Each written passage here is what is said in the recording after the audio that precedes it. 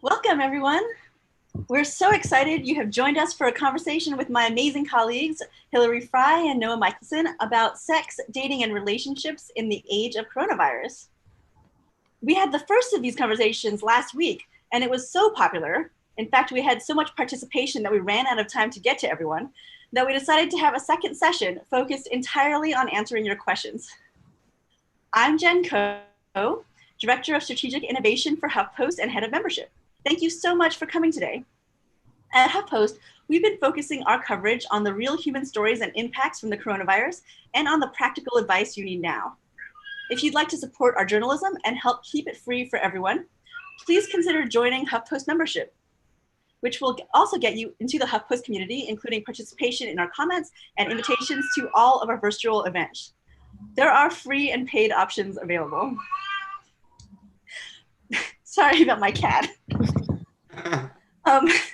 Before we get started on the program, I'd like to begin with some instructions on using Zoom so you can all participate in this event. We want to make this as interactive and as much like a real life event as possible. So we'd encourage you to start your video, which is an option you'll find in the bottom left corner of your screen, so that we can all see each other and meet face to face. Okay, now take a look at the bottom of your screen in the center. You should see a few options, including a button called Participants. Please click on that, and you should see a panel open up on the right side of your screen with options including raise hand, yes, and no. Let's all try raising our hands now to make sure this is working for everyone.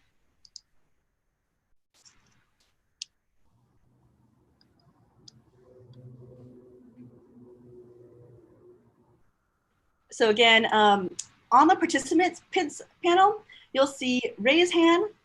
Please do that so that we can see if it's working for you. Great. So there's a lot of raised hands. Go ahead and lower your hand now by clicking on the same button. All right, also at the bottom of your screen, you should see a button called Chat. If you're having any technical issues or have questions about how to participate, or if you weren't able to raise your hand just now, please chat with a host by clicking Chat and then using the blue drop down to find one of their names. It won't default to the last person who chatted you, so make sure that you checked that you selected the person you want to chat before sending. We will also use both the hand raising and chat functions for Q&A. If you have something to say, including a question for our speakers, at any point during the conversation, go ahead and raise your hand. One of the hosts will chat you. You'll see a notification at the bottom of your screen where it says chat, so keep an eye out for that. We'll start a queue, and if you're selected to speak live, they will unmute you when it's your turn during the Q&A, and I'll let you know you're up by calling your name. So you won't really have to do anything besides, raise your hand, and a host will take care of you. So once again, this is a bit unintuitive, but please make sure you've selected the correct host name in the blue drop-down button when you reply, because it won't default to the person who last chatted you. So to introduce our hosts today are Yusilia Wang, a partnerships editor at HuffPost. Hello. Ron Nerwissa, a senior editor on HuffPost audience team. Hi. Jaggi Daya, a project manager at HuffPost. Hi. Terry D'Angelo, head of partnerships. Hello. Lizelle Tanglau, senior editor for membership and innovation. Hey there. And Amina Patel, supervising producer on our video team. Hi, everyone. They have helped to plan this event and will be your main liaisons for making sure everything runs as smoothly as possible. Finally, I'd like to point out a fun button called Reactions, again at the bottom of the screen, but this time on the right. If you click that button, you'll be able to react to what the speakers are saying with virtual applause or thumbs up. All right, with all those instructions out of the way, we hope you're as excited as we are to be here. The pandemic and the lockdowns affecting a third to a half of the world's population, depending on whose numbers you believe, has caused us to significantly change how we work and live, and arguably nothing has changed more from social distancing than our relationships. So here today for some real talk about how the pandemic is playing out in our relationships and in our bedrooms, led by your questions. Please join me in welcoming Hilary and Noah. Again, you can use the reaction buttons or just smile and wave if you're on video. We'll wave back. Thank you, Jen. Hi, everyone. I'm Hilary Fry. I'm the executive editor at HuffPost. And actually, before we do anything, can folks who were with us for our last session raise their hands just so we have a sense of how many people are joining for the first time and how many are newbies? Okay, all right. I see some hands there. Thank you. Just a little bit more about me. I've been at HuffPost. The end of this month will be my 3rd year anniversary. And I oversee the news and video and audio teams here. And I have the privilege of working with my wonderful colleague, Noah Michelson, who's going to have this conversation with me today. And I will let him introduce himself. Noah.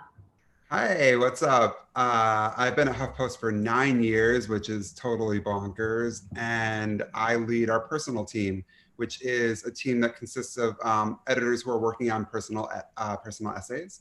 But I'm also about to launch a podcast about sex and love. So this is kind of a perfect run-up, should be out in June. It's called D is for Desire, and I'm so excited about it. But not as excited as I am about chatting with you, Hillary. Well, yeah. And for folks who weren't with us last time, you should know Noah and I met through work, and have become friendly over the years and have like sort of started a conversation about what was going on in our own lives. Both are relatively newly single. I was married for many years and I'm separated, have been for about a year. Noah was in a long-term relationship that ended recently. And we sort of, it's not just a support relationship. We have a lot of curiosity and just questions about our decisions we're making, what other people are doing, what people are going through. And I think being in this kind of quarantine situation really made us want to open up our own conversation. And to all of you who are with us today and with our last group, and try to talk about some stuff that we don't always feel comfortable about raising. This is why I wanted to do this with Noah, because Noah makes everything easy and comfortable and fun. So we're really thrilled that you all are here today, and thank you so much for joining us. And I think we're ready, Jen, for our first question. All right. So we've got so many great questions from our readers. I mean, a really overwhelming response. And so we're going to get right to it. So our first advanced question comes from Jessica Diaz, who asked, how to avoid quarantine fatigue that comes with just texting and phone calls? Thank you. Thanks, Jessica, if you're with us.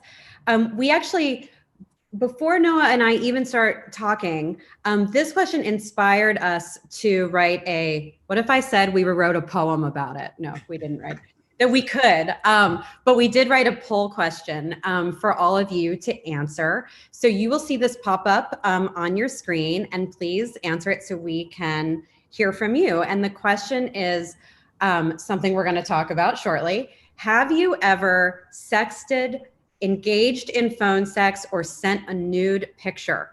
So let us know. It's anonymous. We won't know it's you, whatever you say.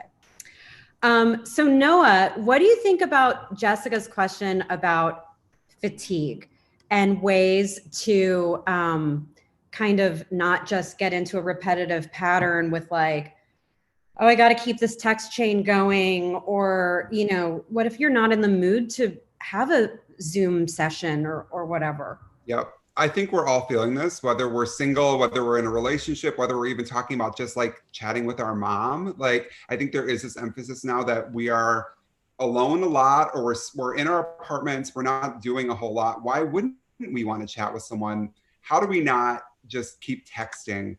So I think that's the first thing actually though, is that maybe you back off a little bit.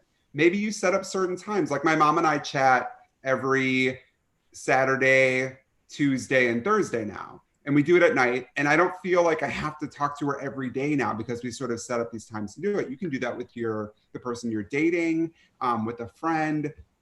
I think sort of just taking a breath and saying, okay, we don't have to talk every day. We don't have to be texting all the time, and setting up that expectation that maybe we're going to try and, emphasize the quality of our interactions rather than the quantity. I think that that's a really great place to start. What do you think about going from there, though? Like some actual, functional things that people can do besides texting or calling. What do you think?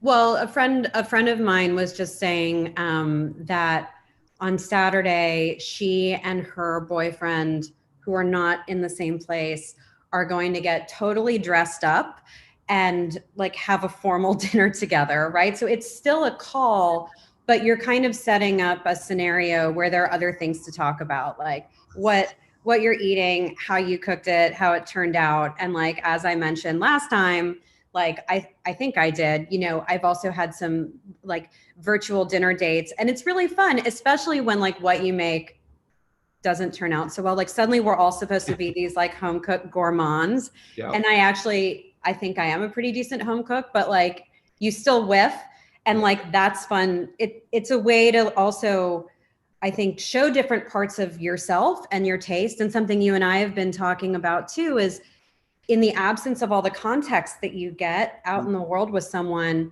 how can you really get to know them? So like a virtual tour of someone's space, right, will tell you a lot. And you can, you could do that as creatively or just as like, hey, here's my, my kitchen and my whatever. But I think really looking for, we've got to use the technology. There's not a way around that. I should also say, as Noah and I did last time, we are not doctors or medical professionals, so we can't tell you what's okay and what's not okay to do in person once you are scrambling to get out of social isolation and distancing. But I do think look around for inspiration and ask other people too for ideas, because I've been like, I really love this idea of sort of like getting all done, or like, starting a movie at exactly the same time. Yeah. And I haven't done that, but like trying to watch it together, because even the tech fouls will be funny, right? You don't know where those moments of spontaneity are going to come from. So like the more risk you take just in like trying weird stuff, like, why not? Which leads me to my question for you, which is to get to our poll question. Do we have results from the poll? Yeah. Let's see. 40%. 40%. Thrilling. Love you it. guys. And actually 67% in all have said that they've done it. So that's 2/3. That's great. I mean, I think it's great. What were you going to ask me? Well, so I think like, we were talking, I think we both had some stories we wanted to share about this. And I was just thinking, I hadn't even thought about this before, but I was, and this is sort of to like what you get out of these activities, right? Because I do think it's different for everyone, and giving and receiving. We talked about that a little bit last time, and how it's different for everyone, like, Right. and what it means. I got this mug. It used to say Baby's Coffee at the top. It's from Key West, where I went with my best friend from high school. And I was just remembering that at the time I had met this guy from Chicago who was a little older than me through work. And we had started emailing, and like, it got like heavy flirtatious. You know what I mean? It was like going places. And we were going to see each other at like a books conference or something. And I really was like, I was like 27. I was like, I really like this person. Like, we connect over books. We have all these things in common. Like, I'd seen him in a work context. And I kid you not, I found out he was engaged to someone else, like through randomly mentioning his name. Right. And so I think like one of the things that I sort of wanted to talk about with you too is like, as we're looking to just like Jessica's question, to like break out of boredom, like how are ways that you can also get a fuller picture of someone so that when the time comes, you do want to see them in person, like, and how, I feel like Noah might have frozen on me. I'm just going to stop to say that for a second. Yeah. Okay, there you are. I mean, And how, like, what kind of things in terms of like, because obviously a majority of people are interested in and engaging in some kind of like, sexting and sharing situation. What are some thoughts you have about doing that comfortably and safely when we're really in the absence of environmental context with people we're meeting? Yeah. That's a great question. I actually got my first dick pic a couple weeks ago. And in a relationship, I haven't had.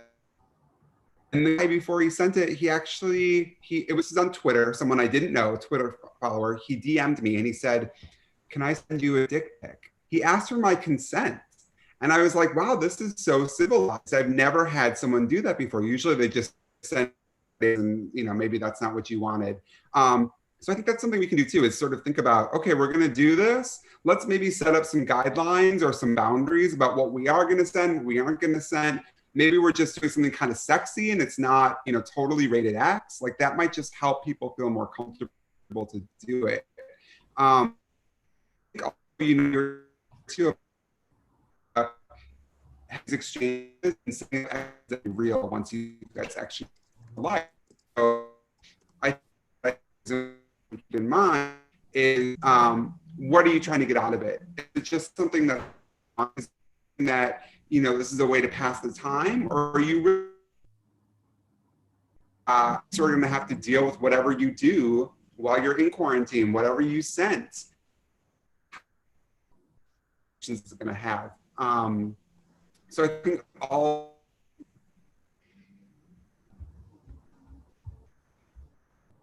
I think maybe I'm frozen. I don't know.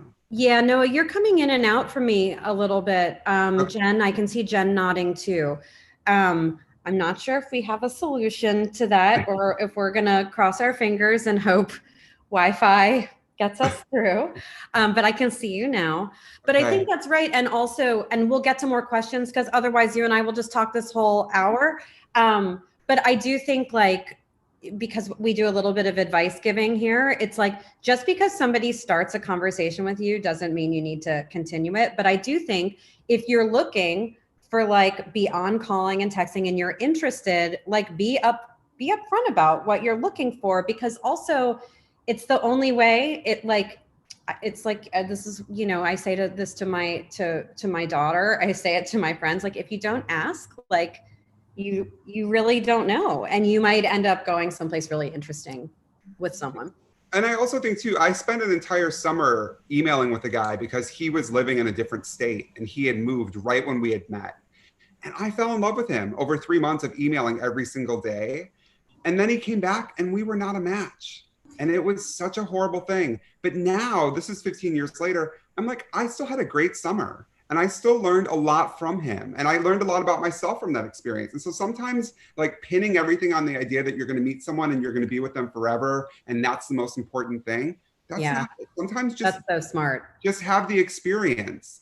And if it blows out at the end, that's okay. But maybe you're going to get some really good stuff out of it in the meantime. Yeah, thanks. Jen. So, I just wanted to say, if you have a question that you'd like to ask Hillary and Noah, sorry about the beeping. If you have a question you'd like to ask Hillary and Noah, or if you have a brief story about dating, sex, or your family during coronavirus that you're dying to tell us, please go ahead and raise your hand. Don't be shy. As a reminder, you can do that by clicking the participants icon at the bottom middle of your screen and then clicking raise hand. One of the hosts will chat you. You'll see notifications at the bottom of your screen where it says chat. And when you respond, make sure you've selected the correct host name in the blue drop-down button so that you can have a conversation with them. If you're selected to speak live, they will unmute you when it's your turn, and I'll let you know you're up by calling your name. So we want this to be a conversation. So we'd love to see everyone's faces. It's up to you. Your video settings are entirely in your control, but please consider turning your video on for some FaceTime with Hillary and Noah by pressing Start Video at the bottom left of your screen. As a reminder again, Hillary and Noah aren't doctors or scientists, so can't answer medical questions or epidemiology questions about COVID-19 and your specific risks. This is also being recorded and publicly live streamed, so I'd encourage you to keep that in mind while you're sharing. And we may not get to all of your questions considering the sheer volume we had last time, but we will definitely try to bring up as many of you as we can. We'd like to hear from as many people as possible, so please keep your questions or stories to 30 seconds or less. But again, please raise your hand if you have questions or something to share. In the meantime, I'll move on to one of the many advanced questions. We've got one from Jan Robinson, who asks, what are some creative ways that digital daters can keep their dates fun and interesting? This also inspired us to pop up a poll question for you all. So here we go. Have you been on a digital date during coronavirus? You can answer that. I think, you know, Noah, we covered some of this. I mean, we saw in our, in lots of the, I'm sorry to interrupt. I can't see Noah.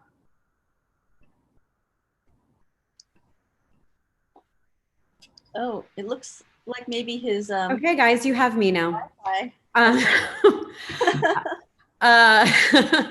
We'll hopefully we'll get him back. Otherwise, I'll be drafting a special member of our staff or audience to have this conversation with me. You know, I think we talked a little bit about this earlier, and it's really, you know, it's like looking outward for inspiration, I think. And the more, you know, you get to know somebody through conversation, thinking about like how you could have a shared experience, like cooking or drawing or dressing up. I mean, if you're super into Harry Potter, like, you know, get your inner Slytherin going and like sit down, you know. Hillary, you know what's something I've done? I'm back. Don't worry, I'm here. My best friend and I, we watch American Idol every week together, and it's awful and we hate it, but it's an hour and a half that we spend together and we just make fun of it, you know. So you can do things like that. Or another really good thing is like nostalgia is a great thing to do. So put on an album that you both loved from the 80s that maybe you haven't listened to in a while, if you were alive in the 80s, and listen to that together and talk about that. Pull out old photos from an album and show those to each other. Like, there's so many things you can do. You were talking about, you know, dressing up for dinner. Make dinner together, or say, okay, we're both gonna have these 5 ingredients. What are we gonna make? And do like an impromptu chopped. You know what I mean? Where you're competing to see who's gonna make a better dinner with these 5 ingredients. Like, there are so many things that you can do, and it doesn't have to be like a big to do. It can just be literally, like you said earlier, we're gonna watch this movie together. We're both gonna be playing Super Mario Brothers while we're playing Zoom. There's so much you can do. Well, or like I keep thinking about like drawing. I love to color and I hate to draw.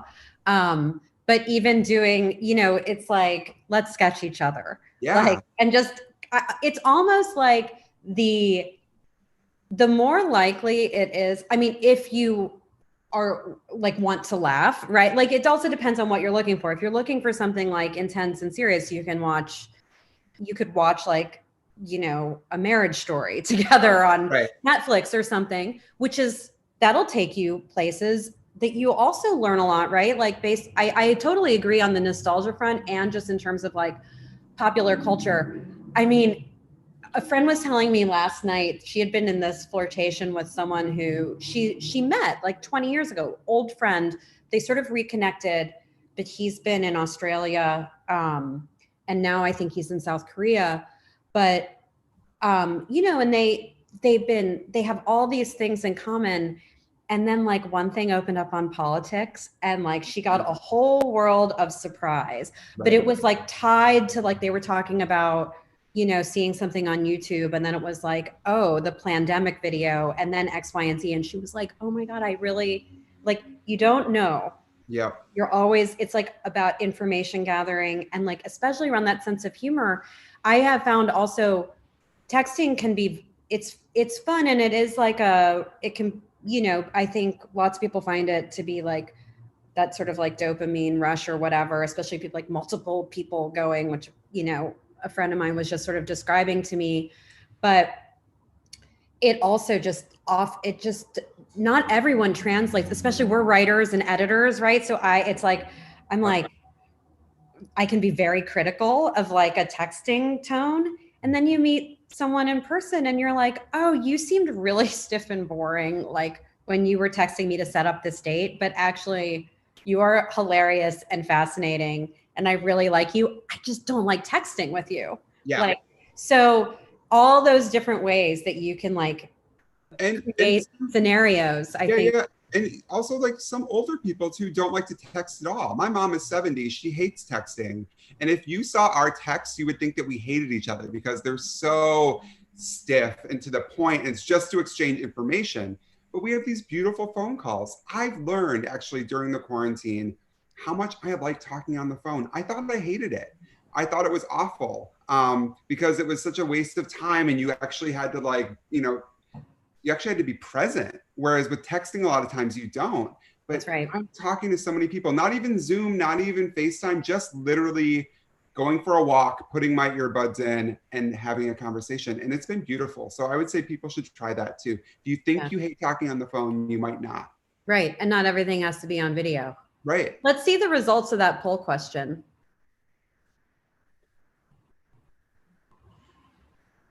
Okay, good. This is useful information. So we've got only about a quarter of folks are sheltering in place with their significant other right now. That's also really interesting. Mm-hmm. Would love to hear some questions from folks about what that is like, where we could be helpful, or just share a story. Like to Jen's point, even if you don't have a question and you just want to say something, we're here for it.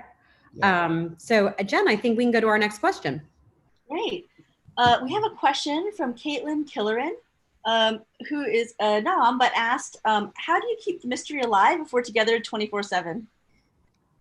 We were really hoping Caitlin would be here because we wanted to know how she was keeping the mystery alive before they were together 24/7. And we had I feel like we had a lot of reader questions around this last time, Noah, sort of asking like, how can really like, how can I get away from this person for a little while so that, and I was talking to a friend over the weekend who was talking about, it's not just being together, but it's that we're in situations now where you're maybe potentially encountering a lot of things about your partner you didn't know before. You're seeing them, if they're working, you're seeing them at work. That could be really exciting, or it could be potentially like a real turnoff, right? Like, and there's also not this space to go have your day and report back. So to me, it's like, and when I think about this, it's like physical space. And it probably is like, the more you can communicate about it and say like, I need, let's not eat lunch together. Like ignore me when I'm in the kitchen. Like, can we try to find these times to come together so that it doesn't feel like we're together 24/7? But I don't know, Noah, what do you think? I think it's true. I read an article yesterday about Justin Bieber and Hailey Baldwin and how, they're newlyweds, they're rich, they're probably sheltering in place in a really nice house. And she was saying that they're annoying each other, and they probably have like 12,000 square feet to like get lost in. So I think it's hard for all of us. I think part of it, like you said, I think setting up boundaries again and saying, I'm going to go have lunch in the bedroom. That's okay. We don't have to be everything to everyone all the time. I also, I've had some people tell me like, now that we're home 24/7, I thought we'd be having sex like 4 times a day and we're not doing that. Well, most people don't want to have sex 4 times a day. So maybe you have sex Thursday night and it's really great instead of trying to have sex 12 times that week. You know what I mean? Some of the things that we used to do before we were stuck together are still good ideas. Have a date night. Have this special time when you're just going to really be with each other, and then spend some time apart. Even if that's you go get in the bathtub and watch a movie on Netflix on your laptop and there by yourself, it's not bad to ask for some time alone.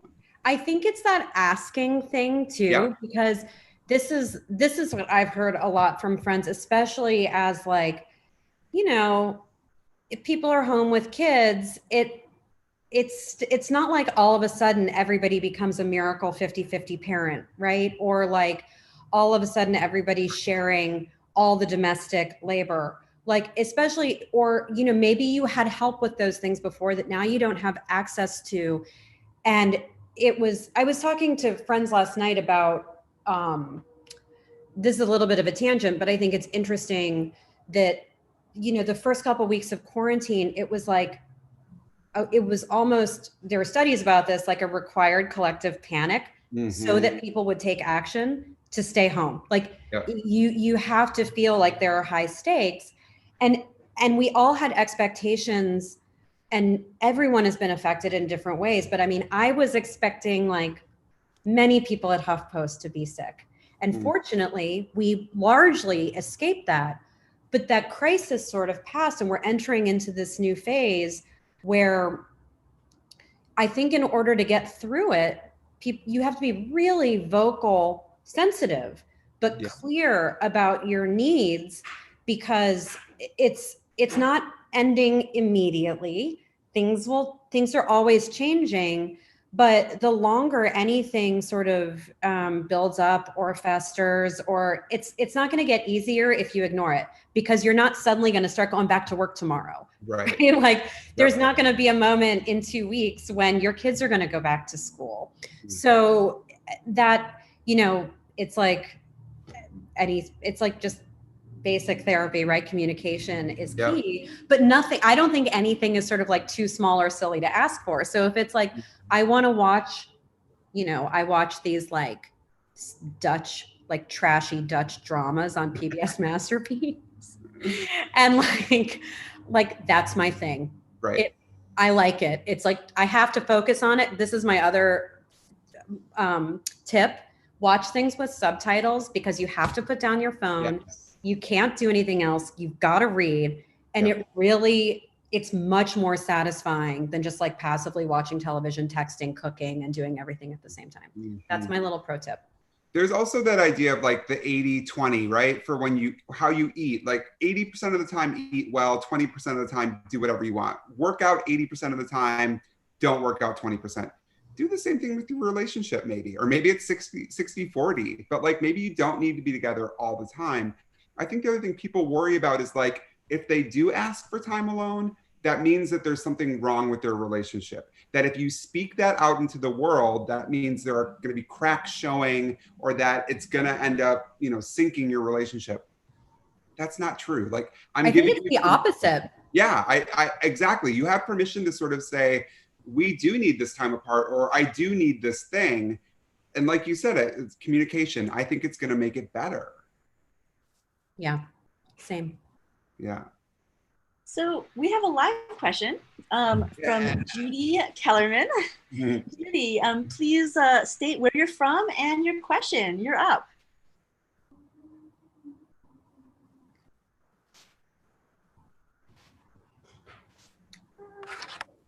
Hi.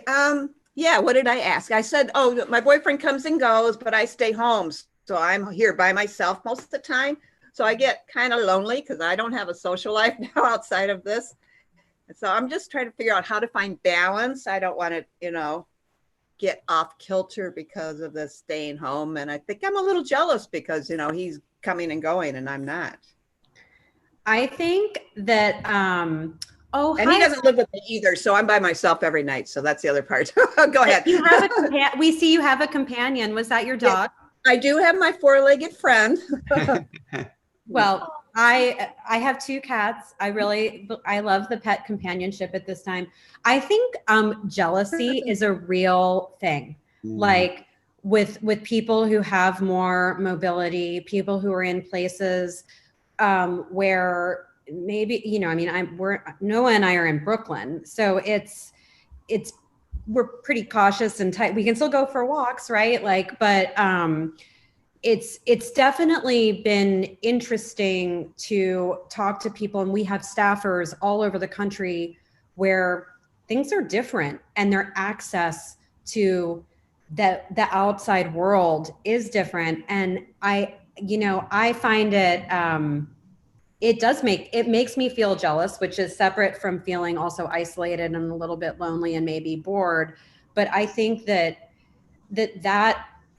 feeling is it's a really hard one to manage. So I actually try to talk about it and openly say, like, actually what I'm feeling is like envy, because you get to go out and do these things and see people, and I'm in my apartment, and that because we're just craving more stimulation than just what we see through a screen. I mean, it's nice that you have somebody who can come and go safely from your place, but I think that the double edge of that is probably hard, you know, because they leave and then they go somewhere else. I mean, no, what do you think? I think the same idea too, like just saying out loud, not just that maybe you're jealous or envious, but also that you're lonely. I mean, I'm such a loner. I love to be alone, but this is next level. And I felt really lonely. And you can also feel lonely when you're with people. Loneliness is a really tough thing to sort of tackle.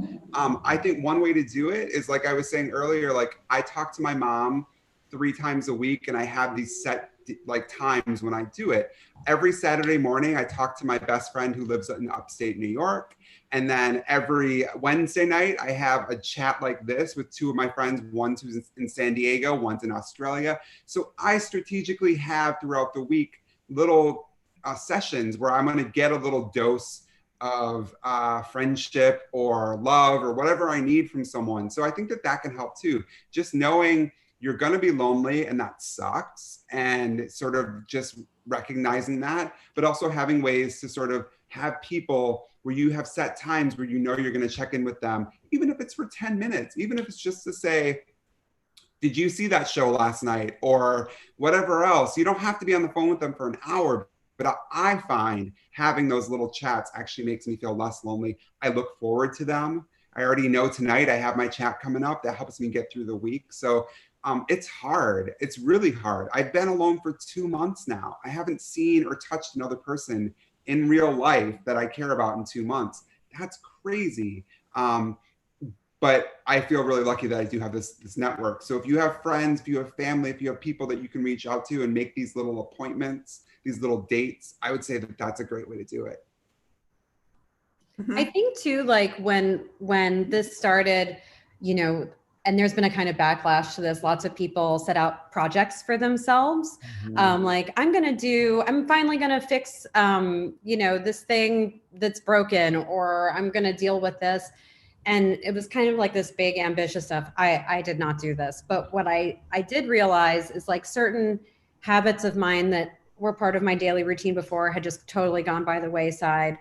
Like drinking water, for example, or reading a book. Like it's weird that I tried to think about what were the things I was doing before, even a little bit, that were either good for my health or my mental health or whatever. And I actually got an app to try and track, and like I don't track a ton of stuff, but I'm trying to hold myself accountable to keep up some of the things that I liked to do before that just got lost in this new living situation.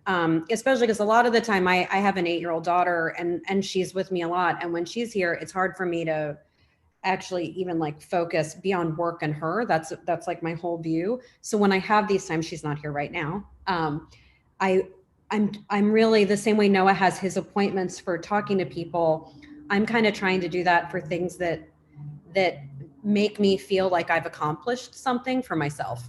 That's a great idea. Also, I will say my mom, you know, if you do have a project you want to do, you could also try it. My mom has been saying she's going to knit me a blanket for 20 years, and she's never done it. She called me 2 weeks ago and said, guess what? I finished that blanket for you. Because she's got more time. And like you said, it gave her a sense of satisfaction. She's doing something for someone she loves. I have all these friends who are doing jigsaw puzzles. I mean, who has done a jigsaw puzzle anytime recently? Nobody that I know. And all of a sudden I literally, well, maybe Hillary, but all of a sudden I have 4 or 5 friends who are ordering jigsaw puzzles, and they're doing them because, again, sense of accomplishment, changes up your day, gives you something else to try. So if you have a hobby you've never done and you can do, I say try that too. It'll just change up your day and give you something else to look forward to. Jen? All right, so we have a live question from Rick White. Let's see if his audio is working. He tried to ask this question last time. So Rick, please let us know where you're from and state your question if you can. If it doesn't work, I'll state it. Is the audio okay? Yes, is the audio working? Hey, Rick. Hey. Hey, everybody. I'm Rick. I'm from Astoria, New York, so not far from Brooklyn. I have kind of a unique situation. My wife and I are married a long time, 32 years this year. We have been in self-isolation in two separate locations. She's out on Long Island taking care of her elderly mom, and I've been stuck here at home in Astoria with two of my three adult kids, two of my adult sons, and trying to maintain some kind of intimacy has not been the easiest thing in the world. My wife and I do talk to each other many times a day. We try to FaceTime at least once a day. Mhm. And I'm just wondering if anyone else is struggling with that same issue, because it's a tough one. That's a great question. And we are actually hearing from a lot of people. I am personally, but also I think in this forum, we were hearing from people who are in similar ways where they're with someone, a partner, maybe someone they've been married to for 30 years and they have to shelter in two different places. How do you do that? I think I'll reiterate what I said earlier. I love that you guys are talking throughout the day. I love that you're FaceTiming, but maybe you have one special time a week or two times a week when your two sons know that your dad's going to be gone for an hour. He's going to be in the other room and he's having this time with mom. And you guys do something special during that time. And again, special doesn't have to mean that you show up in a tuxedo and you've got roses and you're on FaceTime like that. Maybe it just means that you guys are going to watch a movie that you haven't watched together in 30 years, or you pick something from a date that you did on a special anniversary and you guys reenact that. Like, I think little things like that are reminders of why you love each other and of what the good things are going to be when we get out of this mess. You know, when you're together again, what are the things that are going to really matter? I think those are the kind of things that you want to draw on. Hillary, Noah, I love that idea of like coming up with a memory to share or something, like, because it's also, I think part of what's hard is we're talking about planning, but you also want some surprise, right? We all need to be surprised by something, because that's every day. You might be, I mean, you tweet about this stuff, Noah, like you'll be walking down the street and just like see someone in an amazing, like insane outfit and be like, this person just gave me joy because they were just living themselves. You know what I mean? And we're deprived of some of that. So I think trying to figure out ways to inspire some surprise in our own relationships and lives is like, I mean, it's a challenge, but like we play this game with my daughter that's called Remember When. Now she is only 8, so most of her things are made up, but it's just this game where it's like, remember when, and you start with a real memory and then sort of just do memory association of things that happened, right? And I'm a journalist, so I suck at making things up. Everything I say has always actually happened, and nonfiction. I mean, I used to tell my daughter bedtime stories based on like meetings between the Democratic National Committee. And anyway, you don't want to know, but I do the best I can. But I think like thinking of, it's like, if you have access to old photos or things, maybe like just panning through and seeing what inspires you, and just, it's like story sharing. And that's why Noah and I wanted to do this whole thing. It's just about like sharing. And we love that you shared this with us. And I already feel inspired to go look at like I was on a train with some old high school friends and we started sharing our senior year high school photos. And it just immediately is like, oh my God, remember that time. And for like, all of a sudden it was 2 hours were gone and we had been living in this like really fun part of the past. And like, so I think that's a really fun idea. Yeah. And the other thing I'll say too is like, I think maybe we all have to do a little more legwork right now because we are looking for creative ways to do things. So maybe you say to her, remember that trip to Niagara Falls in 1986? Tonight, let's talk about that. You come with your 5 favorite things from that trip and I'll bring my 5 favorite things and let's reminisce about that. Maybe one of the nights it's you and your wife and your kids, because intimacy also is about our relationships with other people, not just with our partners, right? So maybe your kids are part of it one night and they're telling you their memories too. Or, there's so many ways you can do it. And I think once we just sort of give into it and let ourselves sort of not feel silly about what almost seems like a game, the quicker we're going to just actually have some really good times and actually make new memories. Think about 2 years from now. Hopefully we're all back out in the world and you say, remember that night when we just relived that horrible wedding we went to at Aunt Cassie's place and we laughed for an hour about it? Like maybe that's the memories that you're making now is remembering the memories. Well, that's something that we've been trying to do. And I cleaned my apartment and went through photo albums and was able to pull up all kinds of photos and be able to send those to her. That's great. Unfortunately, she's also having a very difficult time with the pandemic. And so that it brings up an emotional response about whether or not we'll ever be able to do that again, if you can imagine what that conversation is like. So for instance, one of the things that I did was, she owns a business in Astoria, and she took these old boots and she planted flowers in these old boots. And those old boots, those flowers, they weren't supposed to last more than one season, but they lasted for 3 seasons and they finally died. So what did I do?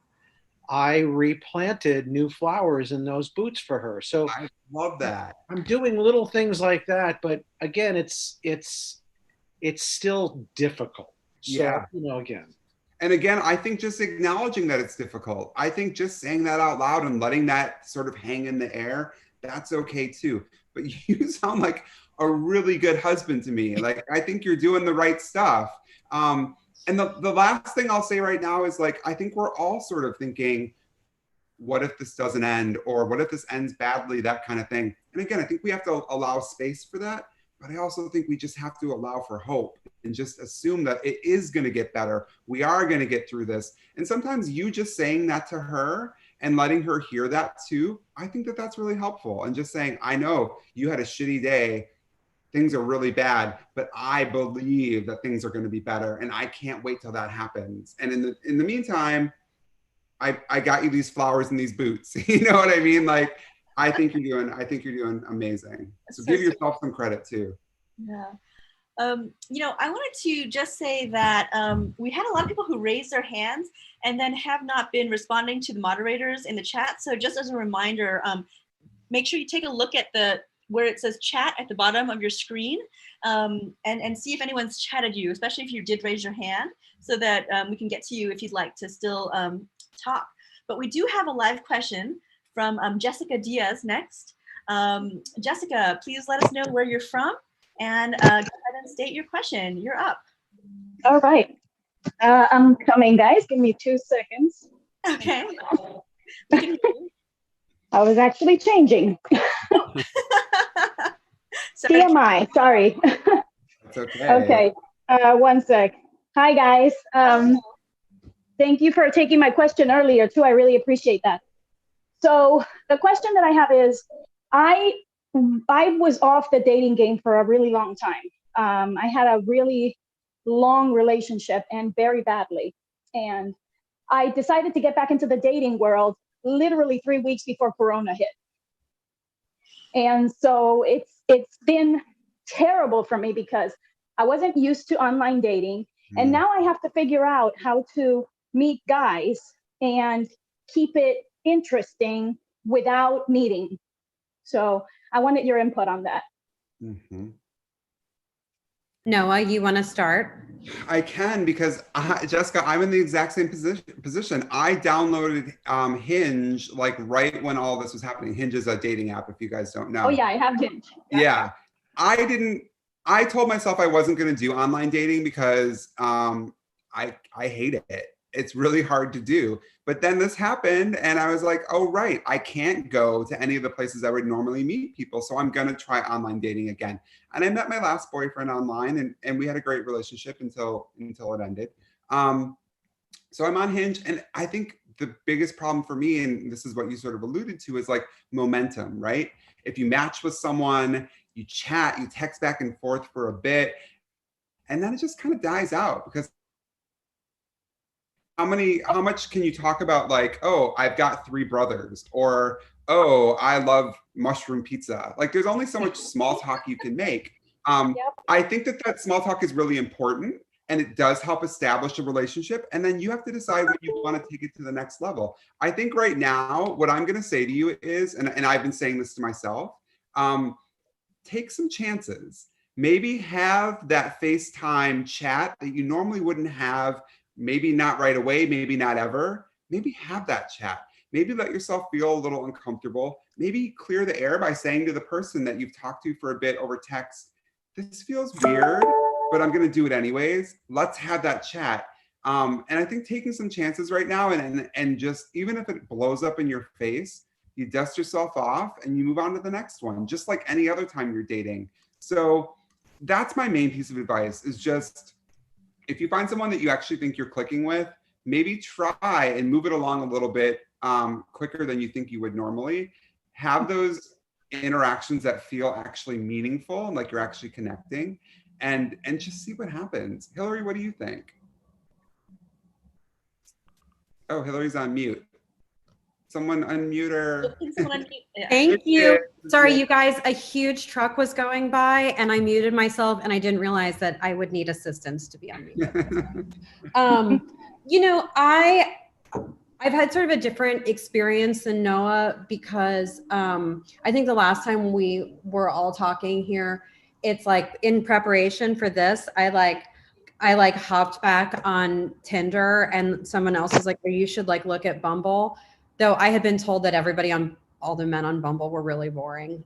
So I had never even looked at it before. Anyway, I will say that for me, I was like, oh no, like immediately, you know, it's like, I also I have found like app dating, like fun and sort of like, oh my God, match. It's really is, somebody said to me, like, it's totally, Noah, it may have been you. It's like completely what you put into it. So if you put effort into like loving your profile, making your profile really reflective of you, of how you want to be seen. I mean, I am constantly shocked. Sorry if I'm going to offend any like men on Tinder out there who are in this chat, but like, oh my God, work on your photos. Yeah. Like, what is this? Like, you know, no, like smile, show yourself, but you know, when it's fun, I feel like you can see, and you're in the mood for it, you can see the best in people's profiles. And if you're not feeling it, it's like, it can really make me feel bad, because I just end up being like, no, you know, left, or yeah, left, all left. And then just like, like, so for me, that would not be, I don't think I am in the headspace. So I would also say it's like, it can be really fun and enjoy it and take a risk. But if it doesn't feel fun, like put it down. It's like, you can go back in 2 weeks. You can go back in 3 days. You may just not be, because for me, if I am like active on an app, I feel like, you know, it's like you're getting alerts, because the apps are also bothering you. It's like, so you missed, someone likes you, you know, and then you're like, you can't even see who unless you pay them $50 or whatever. Like it really can be. I know, Noah, you're very good at moderating how you use the apps. Yeah. But you know, and I think the experience for women is different based on men, straight and gay I've spoken to, is different. I just really, I feel like I really need to be in an open-minded space to want to be there. Otherwise, it feels like work. And then when you don't do a good job, you feel bad about it. Even if it's not you, it's like, it takes, you know what I mean? But it can just feel that way. They've done studies that have shown that the psychological response that you have to an app is the same as to gambling. And so when you keep using it, you keep thinking, the next time I go on, I'm going to hit the jackpot. I will find that person. That's not true. The house always wins, right? So it's rare that we find that person. So a couple things I'll say. One, like you were saying, I only go on Hinge from 9 to 9:30 every night. I've limited that for myself because that makes me feel healthier. I'm not always checking to see who's matched with me or not matched with me. The second thing I'll say is that I've really worked hard to give people a chance, because I will see someone and I'll think, why is he wearing that belt? That belt is awful. I would never date someone who wears a belt like that. And you know what? If we nitpick, and the internet allows us to do that now, we can look at someone and make an instant judgment and say, not for me or for me. But people are more complex than the belts that they're wearing, right? So I would say my other thing is like, if someone makes you laugh, if there's something on their profile that really sort of strikes you as you relate to that, just maybe open up your boundaries and your guidelines and your restrictions, and take a chance. You can always block them, you can always disconnect from them, you don't have to move forward. But I would say the more open-minded you could be, you just don't know where that person's gonna show up. And I think giving yourself a chance is the right thing to do. Noah, Hillary, can I ask you one more thing before we stop? Sorry, So, we actually have only one chance for one more question, and I did want to give someone else a chance. oh, that's fine. That's fine. No worries. Thank you, guys. I Bye, appreciate it. Jessica. Thanks. Thank you. Sorry about that. But we just have time for one more. And there was Courtney Wright Fisher had a question. That Hi. was really interesting. Hi, Courtney. Please let us know where you're from. I'm from Austin. Thank you for asking. Austin, Texas. Awesome. Welcome. Go ahead and state your question. Noah, I appreciate your comment earlier, how to do life, 80-20, 80-20 rule for everything. Yeah. I wanted to make that comment. But my question, or my statement first, is that I'm like choicefully, mindfully single. And I'm in my prime. I enjoy sex and I miss it. And I've also been self-quarantining, right? So there have been a few men who are local to me that I have been in conversation with or have dated that have requested or invited me to self-quarantine with them. Quarantine with them, or have invited themselves to my house to quarantine with me, and I've declined. Part of that is I feel some sense of like irresponsibility on their part because they go to work every day. I work from home. And they go to work every day. So they have interactions with the public, and or they are at the grocery store almost every day. So I think that's a bachelor life thing. I don't know. So, and my groceries are delivered, or I do a curbside and have it, put in my trunk. So I have very limited contact with the public. And then there are these men who are invited themselves to quarantine with me, or vice versa. So there's a part of that I have a sense of self-care about. And then it kind of borderlines on, at times, selfishness and prudishness. So I just heard you say, take a chance. And I'm like, really? Do I really take a chance? And the other piece of that, really quickly, and I know we're running out of time, is that I do have a friend across country, and that we talk on a regular basis. Like, we don't have formal dates. Well, I guess you can call this a date. We talk on a regular basis every week. He still works and works from home, and he cares for his parents. So, and prior to this, he was coming here to visit me. So we technically would have been self-quarantined by accident had he come when we planned to, which was my birthday, March 15th, when the country shut down. And we, at least once a week, video shower together. I love that. So there's that. So just kind of keeping things fresh, but there's also these people who are more local to me that I'm like, no. Yeah. I will say your instinct to say no is good.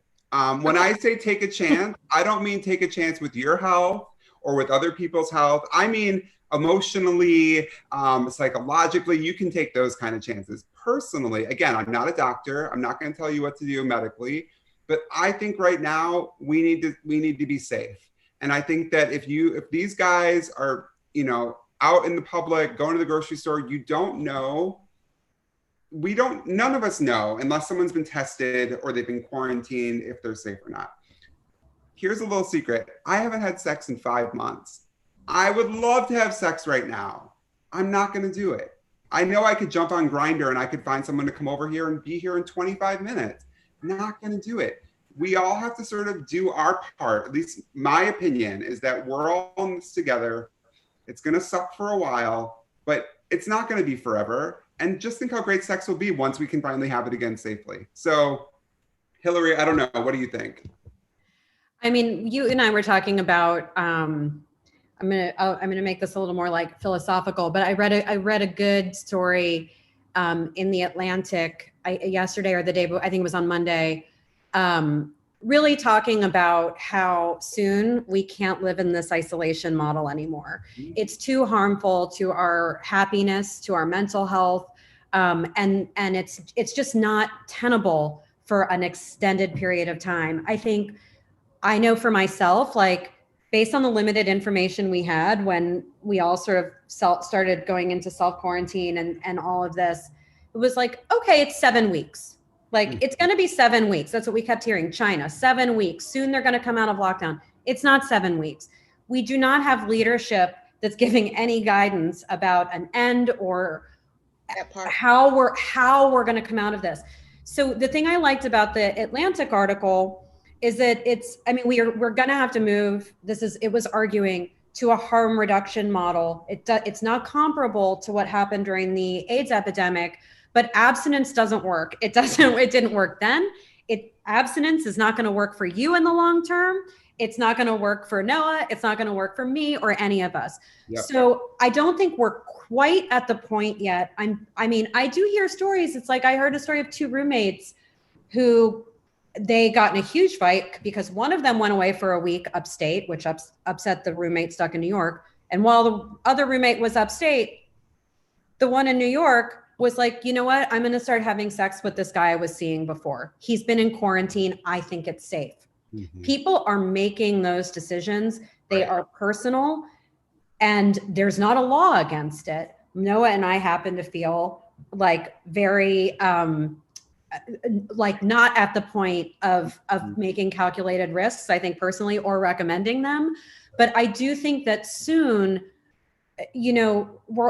hopefully there would be some guidance and some research and some advice about how you can decide who is safe to see one-on-one or 2-on-1. My 8-year-old has got to see another child soon. This is not good for her well-being.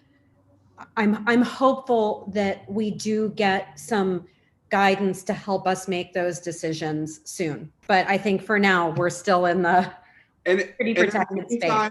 In the meantime, have some phone sex or have your sexy shower videos or do those. Like, girl, I love that. I think follow up with us after. We'll take more of your tips so we can share them more. Yeah, no, I think that's awesome. Like lean into that. It's 100%. Good. Thank you for your question, Courtney. Thank you. Thank you. Take care.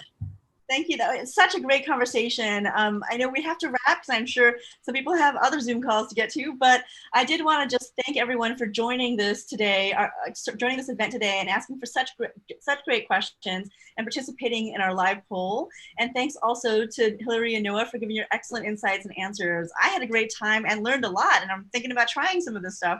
So now we're going to take a final poll about membership. If you enjoyed this event, please consider becoming a HuffPost member. We've got free and paid options available.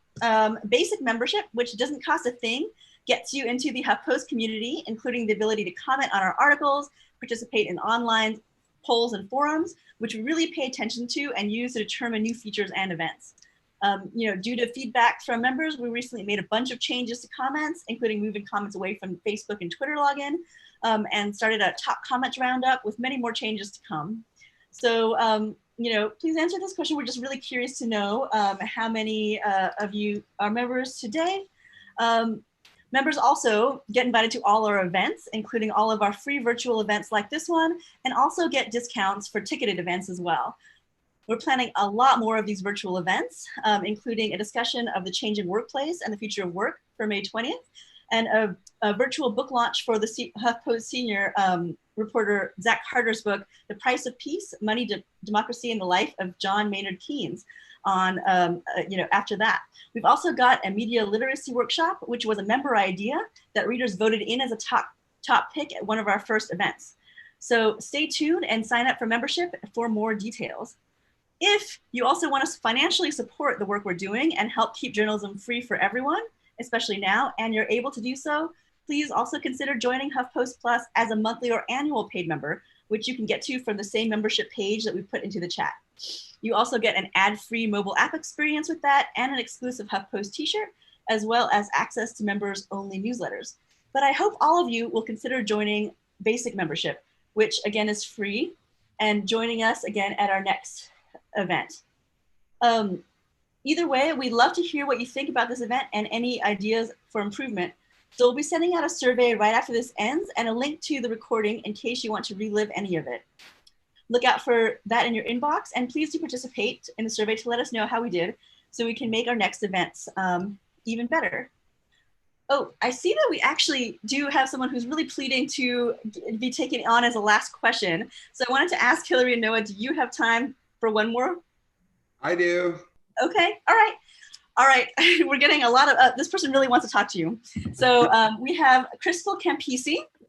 Crystal, you're up. Please let us know where you're from and go ahead with your final question. Hi, I'm from San Jose, California. And my topic is a little controversial, so sit down and hold on to something. I'm here with my significant other. We've been together for 20 years, and we're trying to spice it up. Our sex is getting a little mundane, a little routine, a little rut-like. Yep. So, we've done it in every room. So what more can we do? So I just wanted to bring up and discuss, it's a little controversial, something that my friends are doing, which is having sex online. So my friends have this event in New Orleans called Naughty in New Orleans. I don't know if anyone's ever heard of it. It's a swinging conference where people go that are swingers, right? So they can't do that. Everything, of course, is closed. Nobody can go anywhere.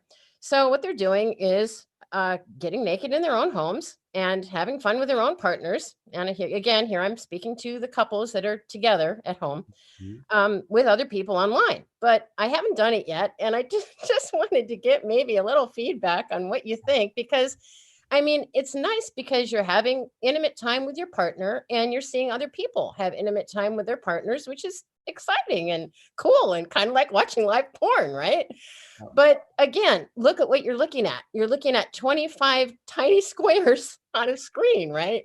So do you think that's exciting? We've been thinking about doing it. They charge like $10 to get into this forum. It's totally private. There's no Zoom bombing. It's not Zoom. It's a private thing that they have set up that no one can bomb. So it's totally safe. So that's why they charge the $10.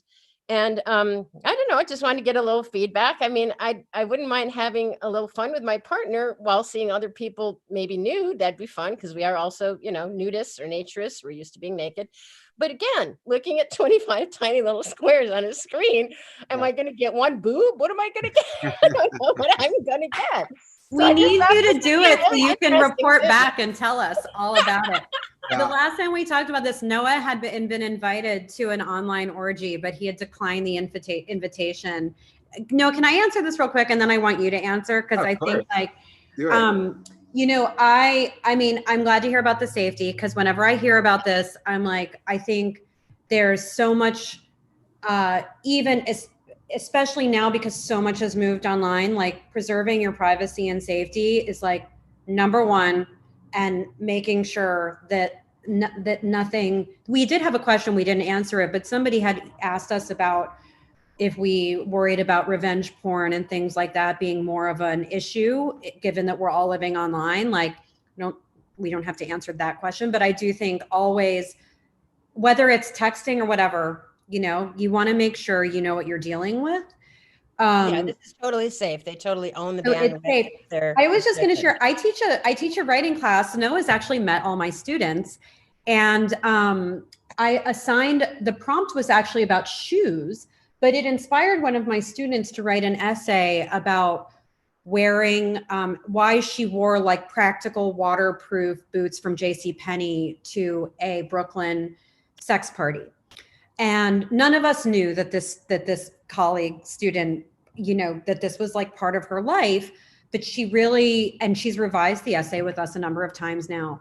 But it was, what I really liked about the piece was about how it was about her and her partner really wanting to like have a new experience together, and sort of agreeing, they both like, he watches a lot of porn. She would watch what he liked, so that she, you know, there was a lot of feedback and a lot of communication in that space for them.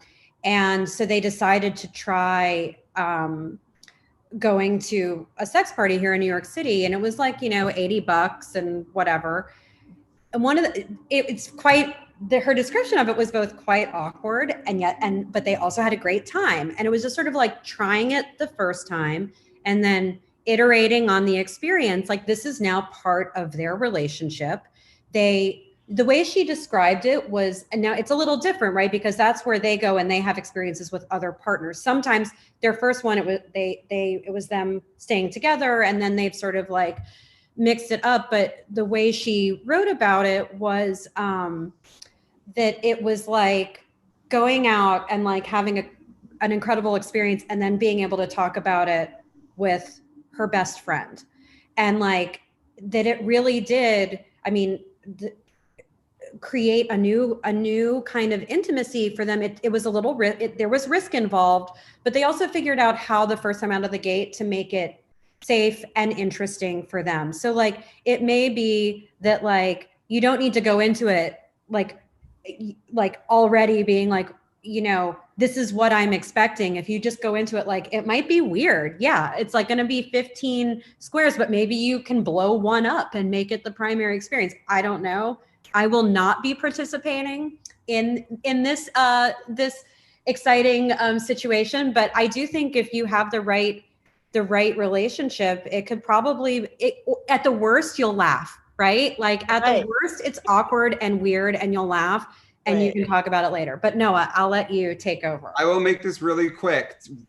First off, even when these events are safe, people can still do screen grabs. People can still do things like that. You all say you're gonna, you know, not do that, but you never know if there's a rogue idiot in the room. So just remember, the internet is forever. You never know if someone's gonna do it. So if you have any worries about that, don't do it. I'm super heavily tattooed. If I get naked online, people are gonna know it's me immediately. That's just something that I have to take into consideration. That being said, I've had a lot of online sex. I really enjoyed it. I think you guys might enjoy it. You're right. There might be 25 little squares. Maybe that's not the thrill for you guys. Maybe the thrill is that you're going to be having sex in front of other people. Maybe you'll get something out of that. So I would say spend that $10, try it. If you hate it, don't ever do it again. And log off. Yeah, you know, but I think you guys might enjoy this. And I think it's going to be a fun way for you to actually pump some excitement into your relationship. And yeah, no, I say do it. I'm all about it. Yeah. All right. I'll try it and report back. Okay, please do. Have a good time. Awesome. Well, thanks everyone for joining us again today, and also doing your part to keep informed. And so have a great day. Take care of yourself, and we hope you'll join us again soon. Thank you guys. See you later. Bye. Thank Bye. you.